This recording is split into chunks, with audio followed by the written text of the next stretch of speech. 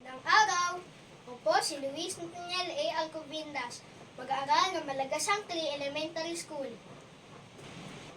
Ngayon araw ay tatalakayin natin ang mga pangunahing produkto sa ating rehiyon. Ang Rehiyon 4A Calabarzon ay binubuo ng 5 lalawigan.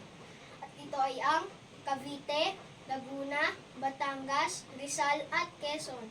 Ang ating rehiyon ay aktibo sa mga pang-ekonomikong gawain. Ayon sa Philippine Statistics Authority o PSA, makikita ang ilan sa mga aning gulay, prutas at yamang dagat dito sa ating rehiyon. Kaya naman na atin nang talakayin ang mga pangunahing produkto ng Calabarzon. Unahin na natin ang ating kinasasakupang lalawigan, ang Cavite. Narito ang mga pangunahing produkto ng ating lalawigan.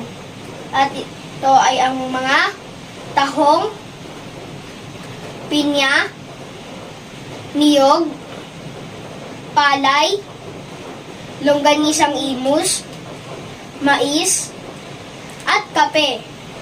Sunod naman ang mga pangunahing produkto ng lalawigan ng Laguna.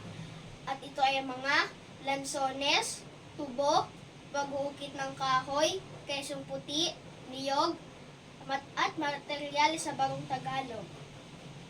Narito naman ang mga pangunahing produkto ng lalawigan ng Batangas. At ito ay mga kakao, tubo, bakahan, kapeng barako, rambutan, at bungdadong telang busi. Isunod naman natin ang mga pangunahing produkto ng lalawigan ng Rizal. At ito ay mga kasoy, kakao, palay, yaring damit, suman, at kape. Panghuli naman ay ang mga pangunahing produkto ng lalawigan ng Quezon. At ito ay mga saging, mais, palay, niyog, at kape. Tandaan natin na dapat nating alagaan ang ating mga likas na yaman dahil dito tayo kumukuha ng ating ikinabubuhay sa araw-araw. Ang mga sumusunod ay ilan lamang sa mga hakbang na maaari nating gawin upang mapangalagaan ang ating mga likas na yaman. Una, makiisa sa mga proyekto na may layunin magtanim ng puno. Sa kasalukuyan, kaunting puno na lamang ang makikita sa bansa dahil sa ilegal na pagtutroso at pagpuputol ng puno na ginagawa ng mga tao. Pangalawa, gawin ang 3 R's. Reduce, reuse, at recycle upang mabawasan ang pagdami ng mga basura sa ating paligid. Pangatlo, magtipid sa paggamit ng kuryente, tubig at iba pa.